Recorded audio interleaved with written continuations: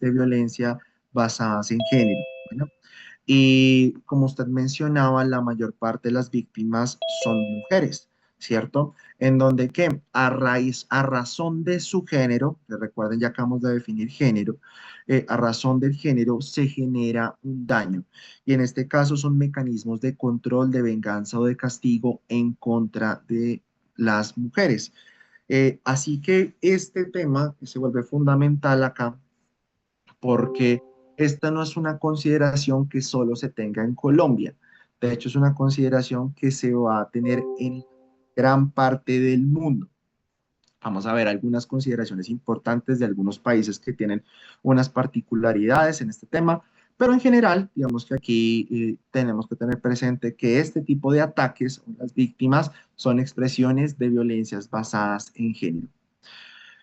Bueno, son considerados un delito, por supuesto. Entonces, ya tenemos desde el Código Penal en el artículo 116A que las lesiones con agentes químicos son un delito. Y lo que ha cambiado a partir del Código Penal es una serie del marco punitivo que ya ampliaron de forma significativa las penas. Entonces, antes hablábamos de lesiones personales, hoy en día ya hablamos de intentos de homicidio o homicidios consumados en algunos casos. Cuando tenemos una víctima, ¿cuáles son los pasos a seguir o dónde podemos encontrar parte de esta información del protocolo de atención en salud? La resolución 4568 del 2014 es la que establece los lineamientos, ¿sí? Es la que nos va a decir cuál es el protocolo a seguir. Y esta resolución ya está viejita, sí, ya tiene muchos años, pero todavía sigue siendo vigente, ¿sí? Todavía la seguimos utilizando, es una resolución que tiene información muy completa y que todavía sigue siendo muy útil para la atención de las víctimas. Además, porque en esta resolución podemos encontrar incluso cosas que sirven para personas que tienen encuentros accidentales con estas sustancias. Entonces, cuando ocurren cosas laborales, se pueden utilizar algunas cosas del protocolo que puede servir sobre todo para el manejo de la irrigación, para manejo de los lavados, para muchas otras cosas. Bueno, hablemos un poco de los derechos en salud que tiene, o los derechos en general que tienen las víctimas de ataques con agentes químicos. Y probablemente el primero de esos derechos está en recibir atención. Esa atención que debe recibir es integral, o sea, no es solamente que la atiendan o atiendan a alguien en el servicio de urgencias, sino que realmente el proceso de atención debe ser integralizado, porque eso implica no solamente su parte de salud, sino también todo lo que obedece a derechos y a protección de la víctima.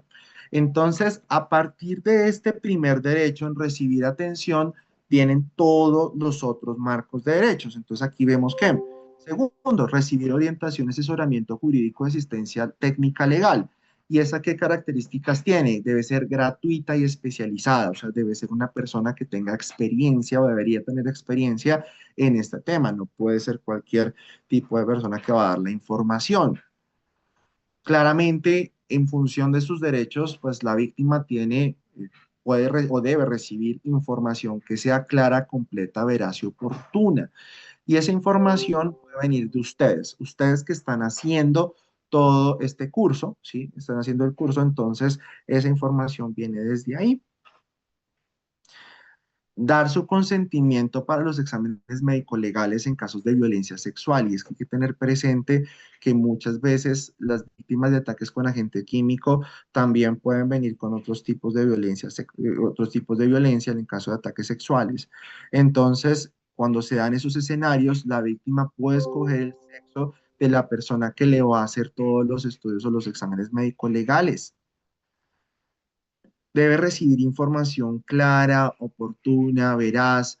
¿Sobre qué? Sobre la salud sexual y reproductiva, saber cuáles son los pasos a seguir, qué medicamentos va a tomar en el caso que haya ocurrido un abuso sexual. Ser tratada con reserva de identidad y al recibir la asistencia médico-legal. Entonces, en este caso, no, digamos que la información no se debe ventilar por ningún momento. De hecho, suele pasar mucho en las instituciones de servicios de salud que se comenta en los pasillos cierta información y eso es una vulneración a los derechos, incluso faltas a la historia clínica y a la confidencialidad de la historia clínica. recibir asistencia médica, psicológica, psiquiátrica y forense especializada. O sea, se debe garantizar una atención oportuna e integral también en los hospitales y en los servicios de urgencias. Acceder a los mecanismos de protección y atención para ellas y sus hijos, porque es que hay que pensar que no solamente las víctimas, ¿sí? O sea, la persona que fue quemada eh, está siendo violentada, muchas veces también sus hijos e hijas se ven vulnerados. Entonces, también los mecanismos de protección deben dirigirse hacia ellos.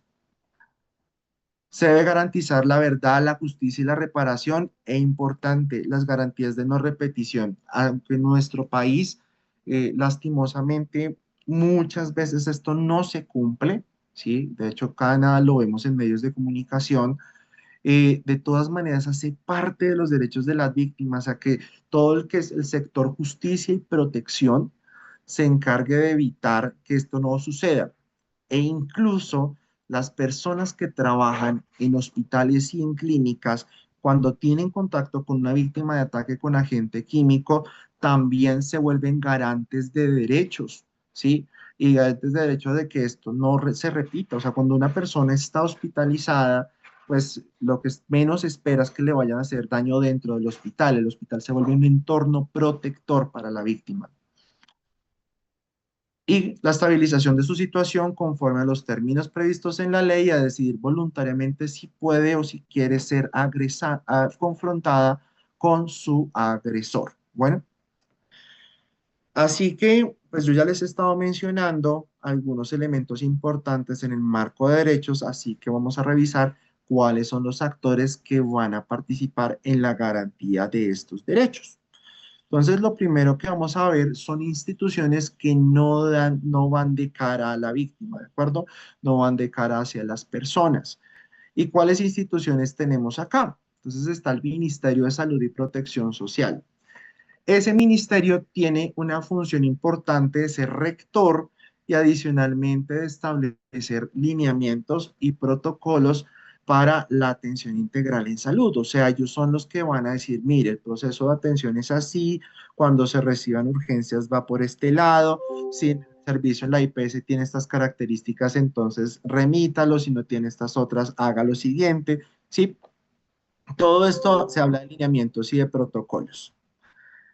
El Instituto Nacional de Salud también tiene una función importante y es que el Instituto Nacional de Salud se encarga de hacer todo el proceso de vigilancia en salud pública. Recordemos que este tipo de eventos de ataques con agentes químicos son de notificación obligatoria. ¿Sí? Nosotros debemos reportar en las IPS, encargarnos de esto y la información va a migrar a las bases de datos del sistema de vigilancia epidemiológica en salud pública en nuestro país, también plataforma conocida como el CIVIGILA. Entonces, este Instituto Nacional va a encargarse precisamente de revisar cómo van estos datos estadísticos epidemiológicos y mirar las intervenciones que probablemente va a establecer el Ministerio de Salud ante cualquier cambio epidemiológico.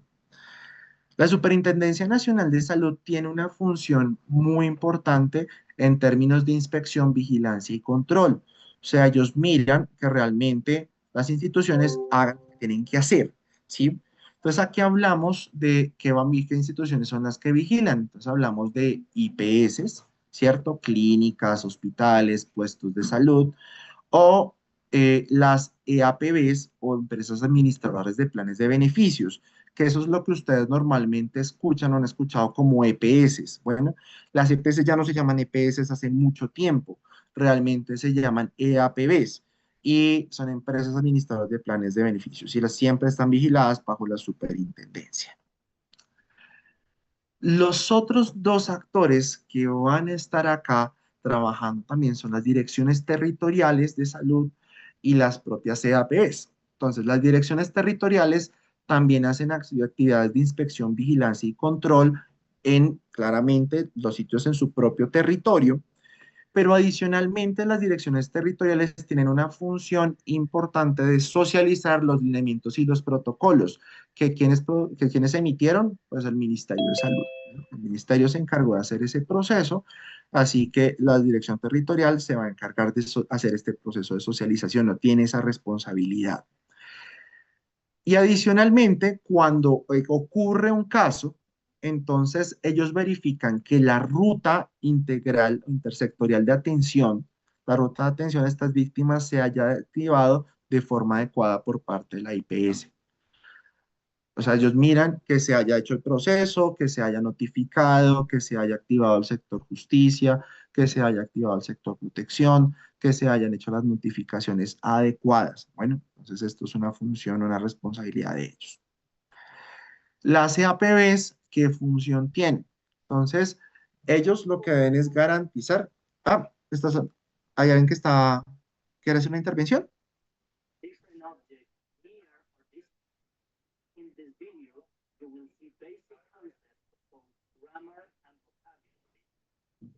Mónica, ¿quieres hacer alguna intervención? Mónica Andrea Sánchez.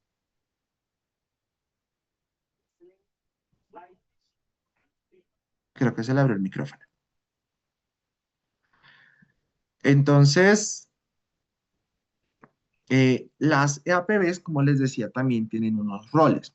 Esos roles tienen que ver con garantizar una oferta. Bueno, esa oferta en qué consiste en tener un servicio de urgencias, en tener un escenario de transporte de las víctimas y tener unidades o convenios con unidades especializadas en atención a quemados.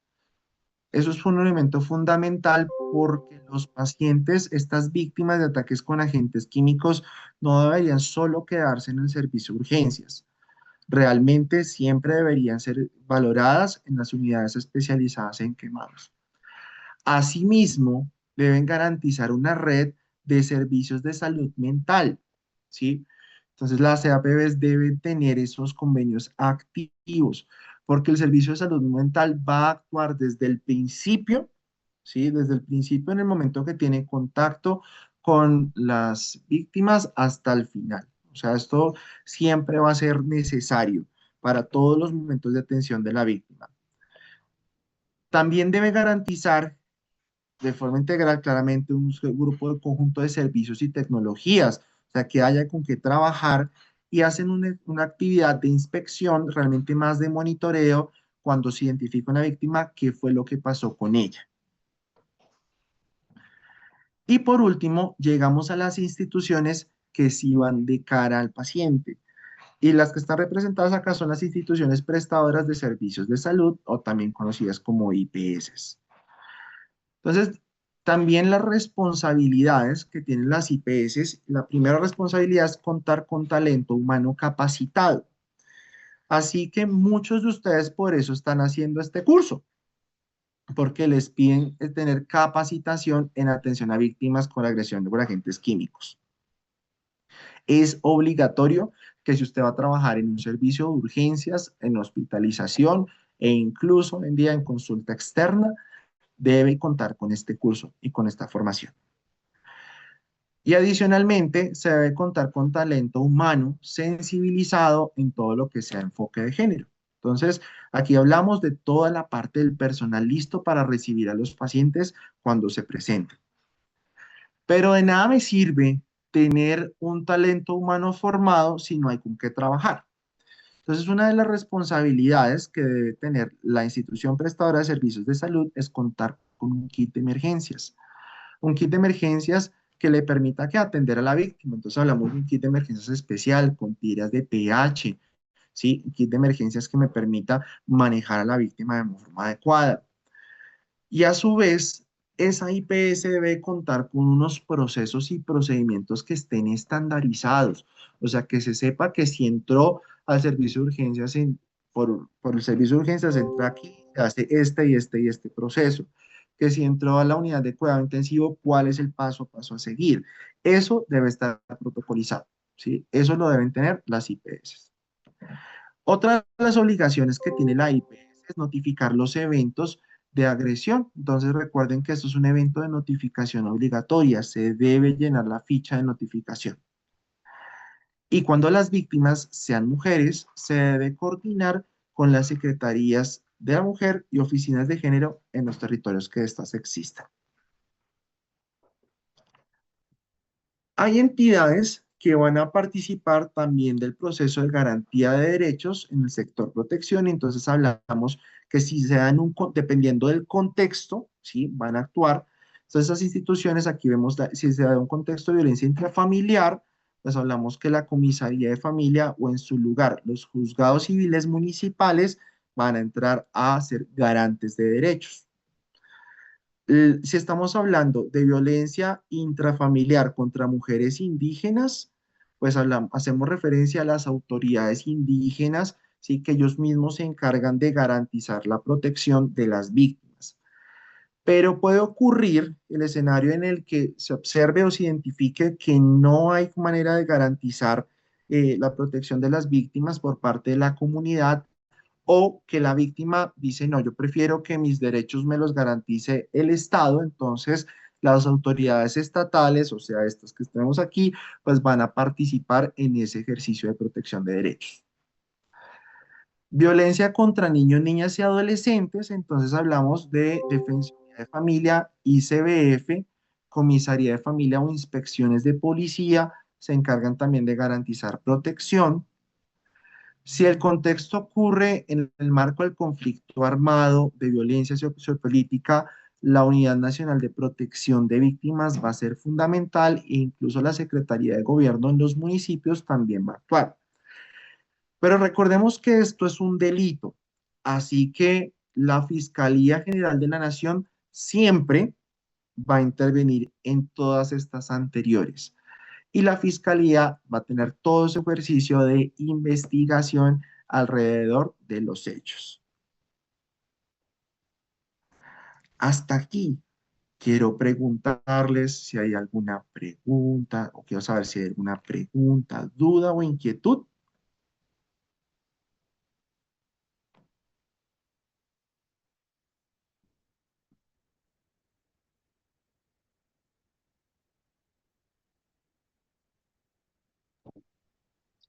Sí, profe, yo tengo una pregunta.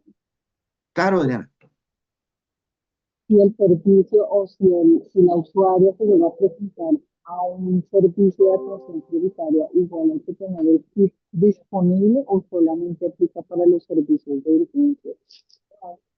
Perdóneme, escúcheme, perdóneme que le pida por favor que me repita la pregunta, es que no le alcanzo a escuchar bien.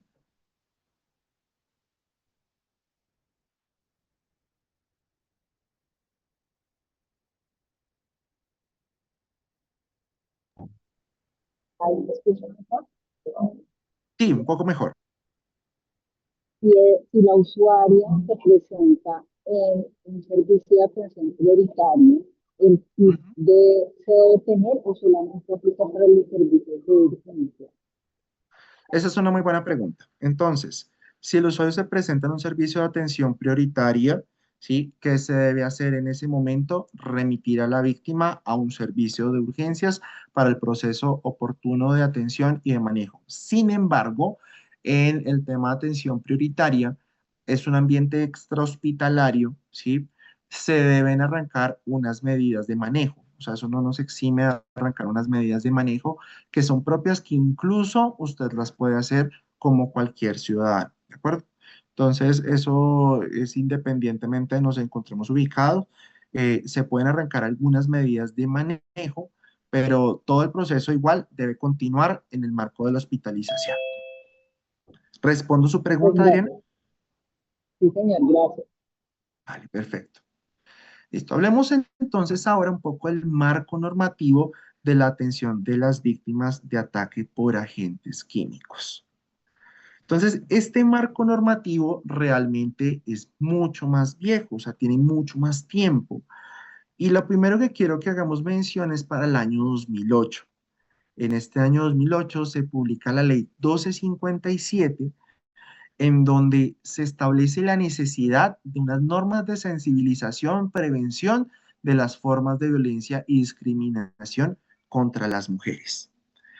Vamos a ver un video que nos habla de forma detallada sobre esta ley. Les agradezco que me confirmen si se escucha.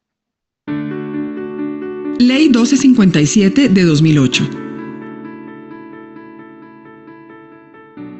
¿Se escucha? La presente ley contiene normas que buscan garantizar para todas las Sí, señor, mujeres se escucha una bien. vida libre de violencias. La Ley 1257 establece las siguientes definiciones de daño. Daño psicológico. Es la acción u omisión que tiene como fin controlar comportamientos, creencias y decisiones por medio de intimidación, manipulación, amenaza, humillación o cualquier otra conducta que implique un perjuicio en la salud psicológica. Daño o sufrimiento físico. Acciones que pongan en riesgo o atenten contra la integridad física de una mujer. Daño o sufrimiento sexual. Obligar a una persona a mantener contacto sexual, físico o verbal o a participar en otras interacciones sexuales con una o más personas mediante el uso de la fuerza, intimidación, chantaje, manipulación, amenaza o cualquier otro mecanismo que limite la voluntad personal. Acoso sexual. El que en beneficio suyo o de un tercero y valiéndose de su superioridad o relaciones de autoridad o de poder, edad, sexo, posición laboral, social, familiar, acose, persiga, hostigue o asedie física o verbalmente con fines sexuales no consentidos a otra persona. Daño patrimonial. Es la pérdida, transformación, sustracción, destrucción, retención o distracción de objetos, instrumentos de trabajo, documentos personales, bienes o valores o derechos económicos destinados a satisfacer las necesidades de la mujer.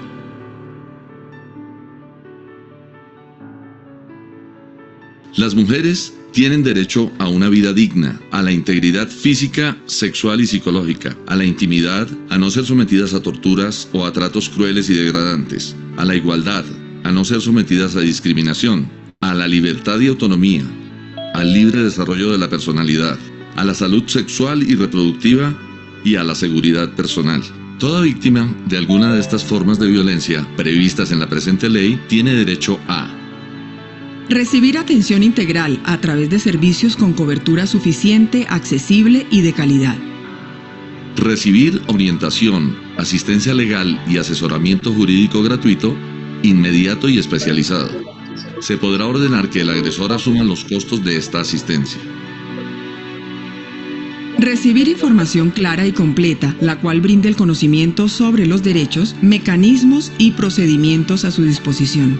Dar su consentimiento para la realización de exámenes médicos legales en los casos de violencia sexual y escoger el sexo del profesional para la práctica de los mismos. Recibir información completa sobre su salud sexual y reproductiva. Ser tratada con reserva de identidad al recibir la asistencia médica legal o asistencia social. Recibir asistencia médica, psicológica, psiquiátrica y forense especializada e integral para ella, sus hijos e hijas. Acceder a los mecanismos de protección y atención para ella, sus hijos e hijas. A la verdad, la justicia, la reparación y garantías de no repetición frente a los hechos constitutivos de violencia. A no ser confrontada con su agresor en cualquier momento administrativo o judicial. Las mujeres tienen derecho a no conciliar. Bueno, entonces yo quería, y los puse a escuchar nuevamente todo el tema del marco normativo del segundo capítulo, porque precisamente, y si ustedes se dan cuenta, esta ley 1257 que establece todas esas normas para prevenir o sancionar las formas de violencia en contra de la mujer, eh, fue el marco normativo que dio o arrancó y dio pie para todo lo que vamos a ver de aquí en adelante en términos de normas, resoluciones y leyes que se extrapolan y se utilizan hoy en día para las víctimas de ataques con agentes químicos. Un momento muy importante para nuestro país. Luego de esto tenemos la ley 1438 de 2011. Realmente esta ley establece un cambio importante en el sistema general de seguridad social, pero más allá de eso, en su artículo 19, en el artículo 54, nos dice que, mire, hay necesidad de restablecer la salud de las mujeres víctimas de la violencia y de los niños, niñas y adolescentes cuyos derechos han sido vulnerados. Posterior a esto, para el año 2013 tenemos un momento importante debido a un comportamiento epidemiológico evidente para la fecha que incluso venía desde los años 90 y había una cantidad importante de casos. Entonces, se sanciona esta ley, que es la ley 1639, en donde por primera vez se fortalecen y se establecen las medidas de protección a la integridad de las víctimas de crímenes con ASI. O sea, en este momento hablamos por primera vez de este tema específicamente en un marco normativo en nuestro país. Y aquí dice, mire, hay necesidad de crear una ruta de atención integral, hay necesidad de crear protocolos, hay necesidad de hacer cosas y de cambiar las penas. Porque a partir de esta ley 1639, recuerden que antes esto era considerado como un tema de lesiones personales. Entonces, con esta ley se sanciona y se cambia el marco punitivo y aquí las penas se incrementan a 108 meses, que pueden ser, entonces ya hablamos de 9 años de cárcel, ¿sí? Entonces ya se cambia bastante y entonces aquí tenemos este momento importante. Y para el año 2014 es donde tenemos la resolución, que es parte de lo que vamos a hablar, el protocolo de la resolución 4568, en donde hablamos del protocolo de atención de urgencias a víctimas de ataques con agentes químicos. Pero para ese momento, donde antes de que se publicara la resolución 4568, tenemos uno de los casos probablemente más conocidos en nuestro país, en términos por los medios de comunicación, que impactó bastante y demostró un tema muy importante de las necesidades de un ajuste normativo. Hablamos ahora de Natalia Ponce de León. Recuerden ustedes, la joven que fue atacada con ácido el pasado 27 de marzo en Bogotá, quien rompió su silencio tras 5 meses de haber sido sometida a 11 cirugías reconstructivas en el Hospital Simón Bolívar. En entrevista con Caracol Radio habló de su tragedia y de su proceso de recuperación. El 27 de marzo de este año la vida le cambió a Natalia Ponce de León cuando este hombre le arrojó ácido a la cara. Hoy Natalia, en diálogo con Caracol Radio, con su voz cargada de dolor pero sin resentimiento, expresó: esto acaba al ser humano, lo puede matar a uno. Una muerte en vida un poco, es un cambio de 180 grados. Pues hasta ahora estoy pensando en mí, en mi recuperación. Yo hasta ahora 5 meses, es un proceso hasta de 2 años, 3 años. A pesar de las imborrables secuelas físicas y psicológicas que le dejó el ataque, Natalia confía en que la vida hará justicia con su victimario. Pero la verdad, pues uno tiene que estar tranquilo con uno y perdonar es pues, estar también con el alma tranquila. La justicia no creo que lo haga, pero la vida lo hará. A esta joven le indigna que en el caso de una pareja quemada con ácido en Soacha fuera fijada una recompensa de 10 millones de pesos, mientras que por el ataque que ella sufrió se ofrecieron 75 millones. Me parece un poco elitista, porque pues el sufrimiento no tiene elitismo y no estoy de acuerdo que esa sea la recompensa para una pareja que quemaron con ácido. Natalia Ponce de León destacó el apoyo familiar que ha recibido para enfrentar el abrupto cambio que dio su vida. Ahora quiere trabajar por las víctimas quemadas con ácido. Entonces, el caso de Natalia Ponce de León, probablemente, aclaro, no es el único, pero para ese momento fue uno de los más reconocidos y más mediáticos en nuestro país, porque demuestra una cantidad de irregularidades que ocurrían en el proceso de atención a estas víctimas. De hecho, el caso de ella ocurre antes de la publicación de, como les decía, el protocolo de atención a urgencias a víctimas de ataques con agentes químicos. Y si bien no es que en las facultades de medicina no se enseñara cómo atender a una víctima, pero no estaba estandarizado si el proceso del lavado era de 15 minutos, 1 hora, 30 minutos, si se aplicaba jabón, si no se aplicaba, si se ponía alguna medida, a quien no, eso no estaba. Y además también había un montón de irregularidades desde el punto de vista administrativo para las víctimas. Entonces aquí ya tenemos una serie de publicaciones del marco normativo, como la circular 016, en donde dice, mire, realmente las víctimas no tienen por qué pagar cuotas moderadoras ni copagos, porque realmente esto es un tema que lo va a cubrir el Estado, entonces realmente ellos son exentas de esto y vamos a ver en la próxima sesión cómo se ponen los diagnósticos para asegurar que esto se dé de esa manera. Así es Natalia Ponce de León, es una imagen que obtuve de ella y pues bueno, ya saben, uno de los momentos importantes, la publicación del decreto 1033, en donde se hablan de esas rutas intersectorial de atención a las víctimas. Entonces aquí está en este decreto 1033 de 2014 todo lo que podría ser de las medidas de protección, cómo se relacionaban, por ejemplo, las ventas al menudeo, ¿sí? Que eran ventas por debajo de los 5 kilos o de los 5 litros en pequeñas cantidades, y que eran las que se relacionaban más con las agresiones para las víctimas. De hecho, después de la publicación de este decreto, cuando usted va a un supermercado o alguna ferretería a conseguir un agente químico, un agente corrosivo, usted debe poner, digamos, llenar un certificado, un formulario que indica qué va a hacer con esas sustancias, sus datos y todas estas cosas. Entonces, eso digamos que es importante dentro de ese marco normativo y tenemos la ley 1773, sancionada en el año 2016, que se conoce también como la ley Natalia Ponce de León. Esta ley cambia todo el marco punitivo alrededor, o sea, el marco de penas alrededor de los ataques con agentes químicos.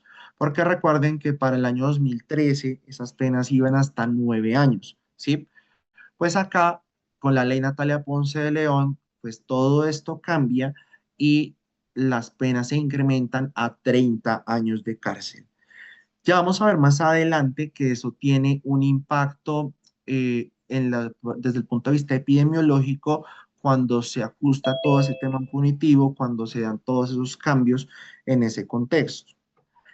Pero bien, luego tenemos acá algunos ajustes importantes en la circular externa 008-2017, en donde, mire, dice, hay unas instrucciones que hay que seguir en la ruta de atención integral, entonces si vamos a activar la ruta se hace de esta manera, la vigilancia y las actividades de la Superintendencia Nacional de Salud van a ser estas, entonces aquí hay unos ajustes importantes. Y luego tenemos la ley 1971-2019, en donde hablamos de unas medidas de protección a favor de las víctimas. Entonces, en esas medidas de protección hablamos, por ejemplo, de todo ese tema de, se refuerza todo el tema del proceso de atención, hablamos de todo lo que son medidas y otras disposiciones en términos de protección, o sea, nuevamente se dice, mira, no tienen por qué pagar nada, se debe buscar restaurar la fisionomía, el proceso de atención es integral, o sea, recoge todo este marco normativo y lo pone ahí en esa ley. Bueno, luego entonces de este marco normativo que yo les contaba, entonces ahora tendremos el año 2019 y en el año 2019 sale la resolución 3100. Esa resolución realmente es de habilitación, o sea, sí, de servicios de salud. O sea, si usted quiere montar una clínica, una IPS, sí, pues debe contar con una serie de mínimos que establece esa resolución. Pero en esa resolución hay algo importante y es que se publica y se reconoce y aparece que dentro de las normas de habilitación de los servicios de urgencias debe estar todo lo que yo les decía de la formación del talento humano, precisamente con todo este tema de ataques con agentes químicos. O sea, aquí para habilitarse se debe tener el kit de emergencias, para habilitarse se debe tener con el personal capacitado. Y para ese mismo año, entonces en la resolución 3512, tenemos todo un contexto de servicios que están incluidos y pagados en la unidad de pago por capitación. Eso, en términos más sencillos, es lo que ustedes conocen como el POS. Bueno, conocen como el POS, que el Plan Obligatorio de Salud, bueno, que ya no se llama POS, realmente se llama PBS, Plan de Beneficios en Salud. Y entonces aquí le dice, mire, realmente todo el proceso de atención de las víctimas va a estar reconocido por el Estado y va a tener una plata dirigida específicamente a esas víctimas para restaurar su fisionomía. Hasta aquí vamos a dejar el marco normativo porque ya después ya vienen otras normas de habilitación, pero realmente lo más importante en términos de normas va hasta aquí. ¿Hasta aquí hay alguna pregunta, duda o inquietud?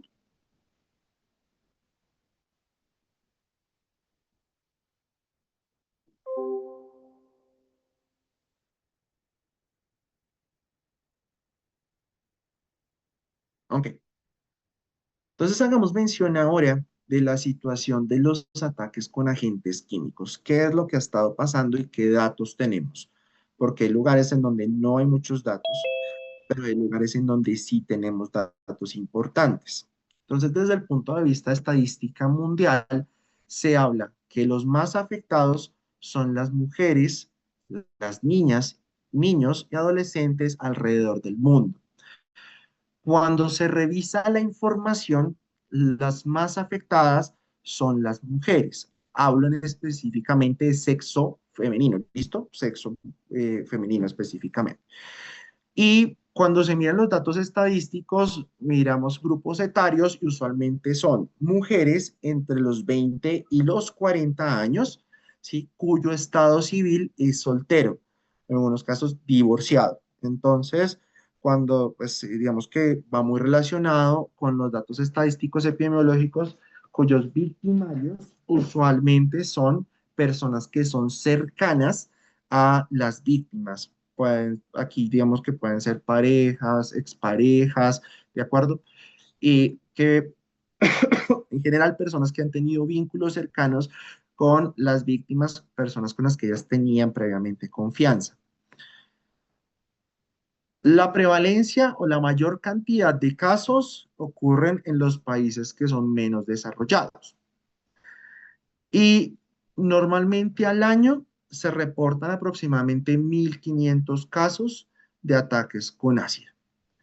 Teniendo en cuenta estos datos epidemiológicos y teniendo en cuenta la información y las razones por las cuales ocurre esto en el mundo entero, se considera que este tipo de agresión es una expresión de violencia basada en género. ¿Listo?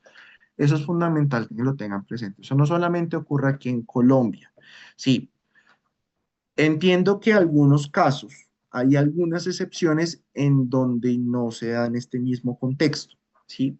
Son, pero no son los casos más frecuentes. Eso sí les debo dejar claridad. Hablemos qué ocurre en países, en diferentes países. Entonces tenemos el primer país que tiene una particularidad bastante grande y es Pakistán, porque realmente los registros que hay en Pakistán son muy viejos, más o menos hasta el año 2014, y estos registros de Pakistán provienen no de la salud, de los medios de salud específicamente, sino de los medios de comunicación, que son los que se han encargado de investigar al respecto. Para 2014 habían reportado 84 víctimas, pero ellos mismos indicaban, hay un subregistro importante. Pakistán tiene algo importante y es que para el año 2017 aprueba el proyecto de ley sobre delitos con ácidos y quemaduras. Y esto se vuelve clave porque cuando se aprobó este proyecto de ley en el año 2017, la cantidad de casos se redujeron. Entonces, y eso es un fenómeno que ocurre en la mayoría de los países. Se pone una ley que prohíbe el delito con todo un marco de penas y castigos y en ese momento la cantidad de casos tienden a disminuir.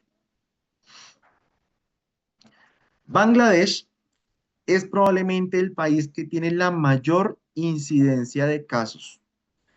Y cuando revisan la cantidad de casos, de hecho se estima que más de 3.500 personas que viven en Bangladesh que han sufrido ataques con ácido. Eso es un número considerable e importante en los últimos 20 años. Y cuando revisan las cantidades de personas afectadas, nuevamente, la mayoría, ¿quiénes son? Mujeres. El 82% de las personas que sobreviven son mujeres. Entonces, nuevamente es un fenómeno que se da precisamente en un tipo de violencia basada en género. Sin embargo, en el 2002, Bangladesh fue el primer país en aprobar una ley que prohíbe la violencia con ácido. Entonces, en ese 2002, cuando Bangladesh lo aprueba, se empiezan a reducir la cantidad de casos, porque hay todo un marco normativo que respalda por primera vez a las víctimas y entonces al victimario ya, digamos que la cantidad de casos empiezan a disminuir. India es un país bien particular desde el punto de vista epidemiológico. Recuerdan que les decía que la mayoría de los casos se van en grupos etarios entre los 20 y los 40 años. Pues bueno, en la India, el grupo etario más afectado se amplía. Realmente arrancan entre los 15 años y eso se puede llegar a ampliar hasta los 50 años de edad. Así que las mujeres más afectadas, pues evidentemente pueden ser desde adolescentes hasta adultos jóvenes. Para el 2022 se reportaron aproximadamente 176 casos. El problema es que en la India hay un bajo reporte. O sea, realmente no todos los casos realmente llegan a urgencias y no todos los casos que llegan a urgencias se reportan. Pero en 2013 se modificó todo el contexto de la ley penal y se tipifica esto como un delito, ¿vale? Dice, sin embargo, nuevamente, entre el 70 al 80% de las víctimas son mujeres. A pesar del año 2013, en donde se modificó la ley penal, la India sí sigue teniendo una gran cantidad de casos importantes. De hecho, se estima que hay más de 1.000 ataques al año. O sea, eso es un número muy importante para un país. Reino Unido tiene, como unión de países, tiene sus particularidades, porque de hecho Reino Unido, desde el punto de vista epidemiológico, cambia con respecto al resto de la población. En Reino Unido, los hombres son los más afectados. Entonces, en este caso, los hombres son más afectados. Tiene una de las tasas más altas de ataques en el mundo. De hecho, en 2012, miren, habían 228 casos, se reportaron. En 2016, 601 casos, casi se triplica este valor. ¿Cuándo se disminuyen los casos? Cuando hay un ajuste normativo nuevamente. Este chico, que les estoy mostrando en esta imagen, es una víctima de un ataque con ácido y tiene una particularidad esta historia que fue publicada en el BBC, porque este chico, cuando lo atacaron por error. Iban a atacar a otra persona y a él lo confundieron con esa persona y le aplicaron el ácido en su cara. Estos datos que les estoy mostrando en este momento son reportes de la Policía Metropolitana de Londres.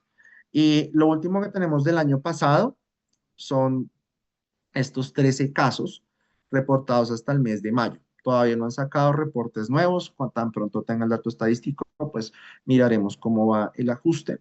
Y para 2024, pues bueno, se reportaron 64 casos. Claro, no son los mismos 600, no son los mismos 200 que ven acá en 2019, va en descenso, pero pues digamos que más allá de que esto vaya en descenso, pues hay un valor, no es totalmente de aplaudir, realmente es un tema que es importante en el que hay que prestar atención porque este número realmente debería ser cero, porque esto es una cosa de regulación importante.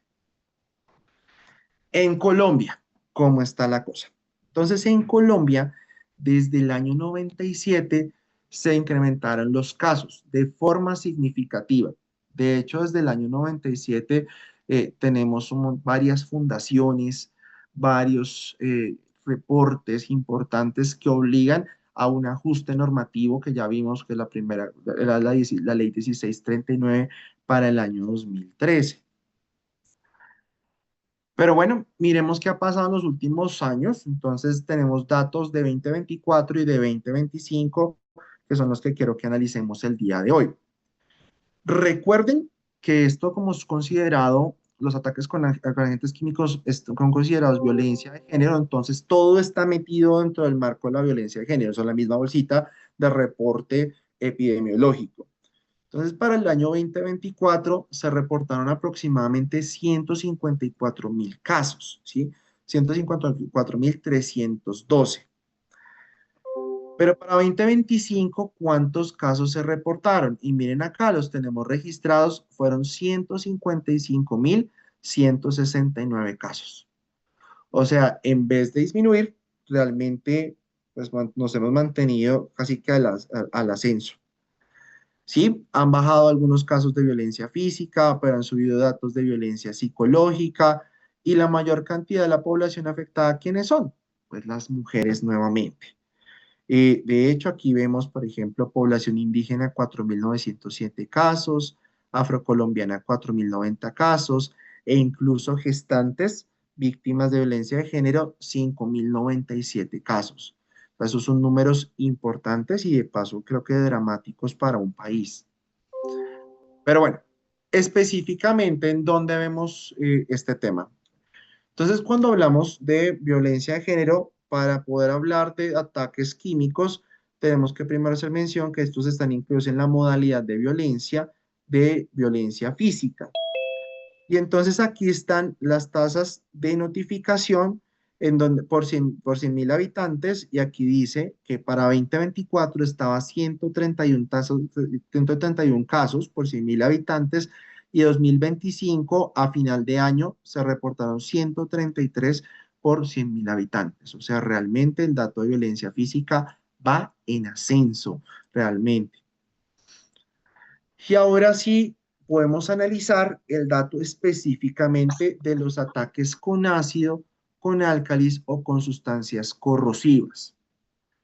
Miremos acá, este es el comportamiento de los últimos años, 2020, 2021, 2022, 23, 24 y 25.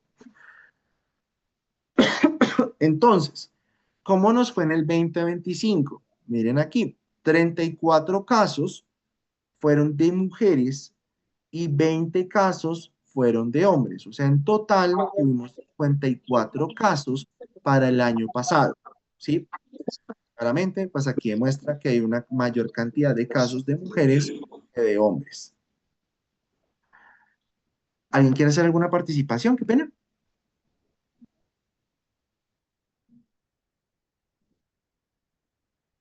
No.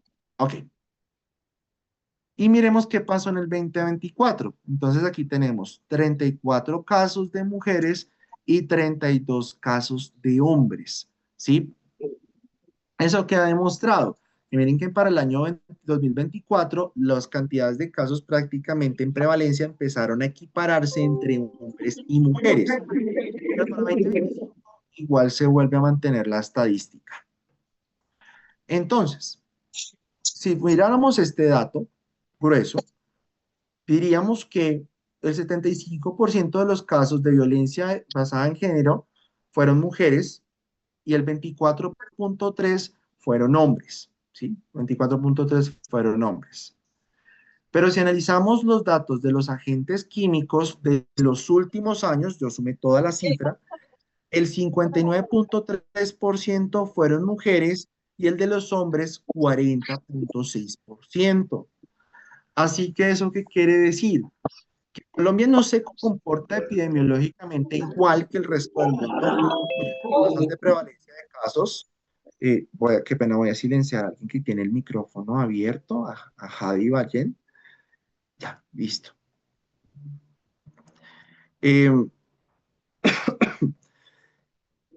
no se comporta igual que el resto del mundo, claro, hay mayor cantidad de casos mujeres que de hombres, eso sí, pero evidentemente no es lo mismo que en otras partes cuya prevalencia es del 80%, ¿sí? Y eso digamos que es importante tenerlo presente. Ahora, tampoco es un valor para aplaudir, ¿no? Que hayan también mujeres o hombres afectados. Realmente el término es que estamos viendo casos de violencias basadas en género en donde la prevalencia no pareciera, o sea, sí, en los últimos años ha disminuido con respecto al año 2013, al año 2019, pero realmente, pues, todavía seguimos teniendo casos y también digamos que hay que prestarle atención. Pero bueno, ya teniendo en cuenta ese marco de notificaciones por parte del sistema de salud, miremos cuántas realmente denuncias se están poniendo o se están diligenciando en la DIGI, o sea, en la Policía Nacional. Y miremos el dato, este dato de 2025 falta por actualizarse, realmente no está publicado, pero el 2024 ya lo tenemos. Y se denunciaron 13 casos. ¿Recuerdan cuántos casos se habían notificado en ese momento por parte del sistema de salud? 64. ¿Y realmente cuántas denuncias realmente se están activando? 13. Eso quiere decir que hay un tema importante en donde las víctimas no están denunciando cuando ocurren estos ataques con ácidos o con químicos. Y eso también como país debe prestarnos atención, debería prestarnos atención. ¿Qué está pasando con parte del sector justicia, del sector protección, para que esto ocurra? ¿sí? Para que esto ocurra en términos de denuncias. Hasta acá, ¿hay alguna pregunta, duda o inquietud?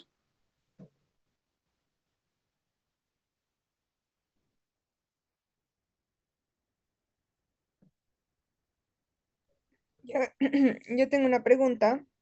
Claro, Beatriz. ¿Aló? Aló, ahí la estoy escuchando. ¿Me escucha? ¿Aló? Beatriz, ¿me escucha?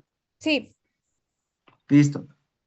sí, yo tengo una pregunta con respecto a, no sé si hay algo distinto. Es que, bueno, yo sé que la mayoría de los casos son hacia mujeres de estos tipos de violencia, pero por ejemplo, ¿qué pasa con los hombres cuando sufren también tipo de violencia,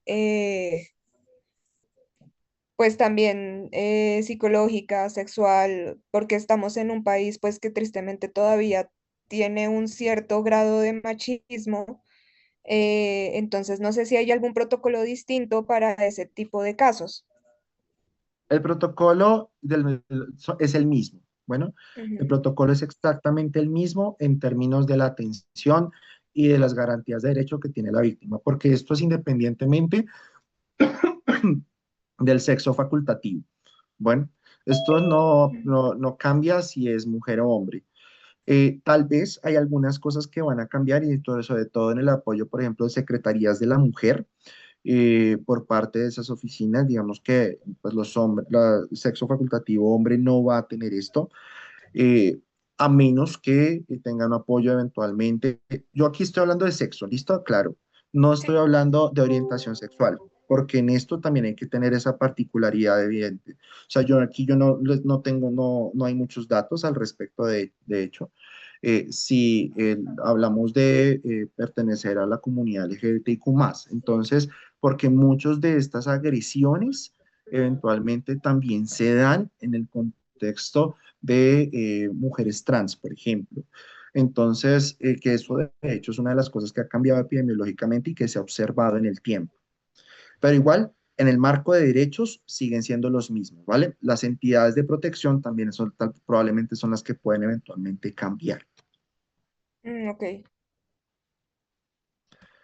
Bueno, Beatriz, muchas listo, gracias por la gracias. intervención. Súper, súper, qué buena intervención.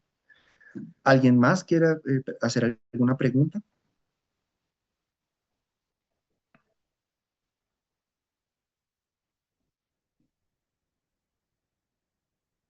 Ok, entonces, les propongo, son las 7:41, les propongo que descansemos. ¿Les parece? Descansemos, tomémonos un tiempo de 15 minutos y continuamos con el resto de la sesión.